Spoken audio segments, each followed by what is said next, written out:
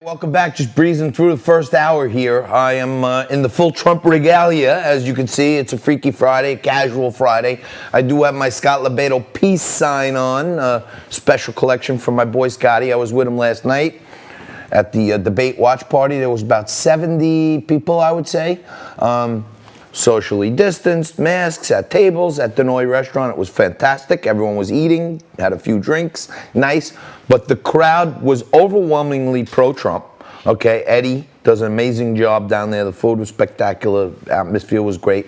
Giant big screen. Everybody could hear it good. And there were points where you could just tell these were the hotlines. Bango, you know. Now, what I want to talk about is this. First, before we get into last night, okay, it's the weirdest thing that Rudy Giuliani continues to be villainized by the left because he's the one that came up with the computer.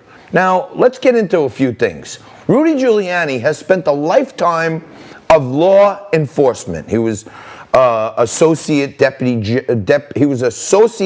general. Rudy Giuliani was associate attorney general of the U.S. He was U.S. attorney here in New York. We watched him. I watched him with my own eyes take down gangsters, bankers, and anybody else that got in his way. He was after corruption, and he was a law and order man. On 9/11, we needed leadership in New York, and Rudy stood up and led. In 2001, Rudy Giuliani was the person of the year for Time magazine. He spent a lifetime taking down gangsters. And now he's the bad guy? No. Joe Biden, you're the bad guy. And now, Rudy Giuliani, I talked to you the other day about corroboration. We have corroborating evidence in the form of a human being, a former naval intelligence officer, decorated man. Only political donations he's made in life were 2 Democrats come forward and said, I have to speak about this. Tony Bobulinski, okay, came out last night, and Trump invited him to debate after, came out last night, and one of the key things that he said is this. May 2nd, 2017, the night before Joe Biden was to appear at the Milken Conference, I was introduced to Joe Biden by Jim Biden and Hunter Biden. At my approximately hour-long meeting with Joe that night, we discussed the Biden's history, the Biden's family business plans with the Chinese, with which he was plainly familiar, at least at a high level. There it is, right in front of you. 9/11, we need leadership. Rudy's there. The government wants an attorney who's going to bring law and order.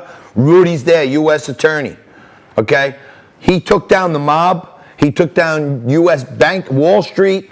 He took down everywhere he looked for crime. He found it. And he's been a law and order man as long as he's been around, as long as I know him. Okay? And I do know him. I had dinner with him back in January before all this craziness. Okay? Now, his ex-associate, Mr. Bobulinski here, even pointed out that money was supposed to go to their set-up company with China, Sinohawk, okay? And Hunter Biden redirected those funds so the company didn't even get their cut, okay? Now, Rudy Giuliani has been locking up gangsters for as long as he's been around. And it seems to me that Joe Biden and Hunter Biden and James Biden are one of the most notorious crime families of all time. If you want to take down some gangsters, you are looking for the right guy if you got Rudy Giuliani on your side. And the Bidens are probably the biggest gangsters of all time. Okay? Now, let's get back into, I gave you some perspective from women in our audience, from younger people in our audience, young men, young women. Men my age, 50 plus, were overwhelming like, whoop, whoop, Trump. Everyone loved it. I was with my friend Marky D. He's a union man. He's an electrician last night. But he was like, that was the best performance I ever seen him give. I thought they should have let him come out like, and do a little hat tip, like a curtain call at the end. because it was a command performance. But the one thing that Donald Trump did was he put Joe Biden on the record. And this is what many women who are really smart and who are really present in what's happening, not that political, feel like he called him out on his lies. Now, the one thing that Donald Trump says is your son took millions of dollars and your brother took millions of dollars, okay? And he put them on the spot. And watch what Joe Biden said. Money? I have not taken a single penny from any country whatsoever, ever. I have not taken a single penny from any country ever. Ever, ever. He had to emphatically say ever, ever. I don't know, but the minute I heard that, I started thinking, that sounds like something. What does that sound like? A vice president, a guy running for president, he wouldn't lie like that, would he? And then it hit me. You know what it sounded like? Take a listen to this. I want to say one thing to the American people. I want you to listen to me. I'm going to say this again. I did not have sexual relations with that woman.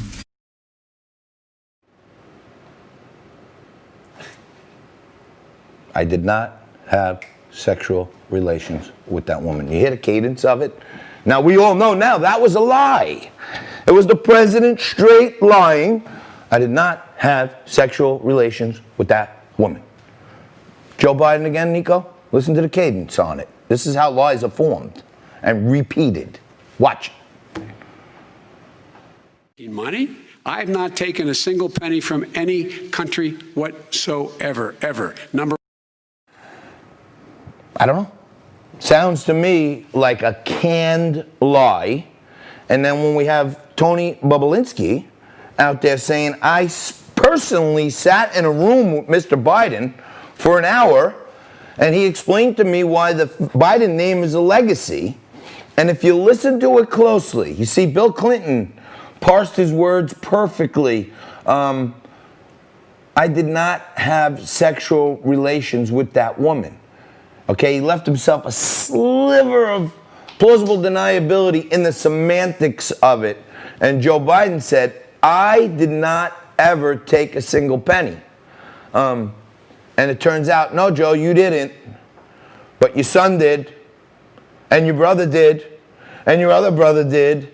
And every single person that's been around you and has taken a payoff, and they got all that money, and now the government's got to figure out how they funneled it back to you. So lots more to talk about. I got a lot more clips, a lot more fun and games for you today. We're going to take a quick break right here, and then we're going to come back with another breaking story that we've been covering for the last week or so. Zen Sams is going to be here with a special report on the Cynthia Ritchie situation.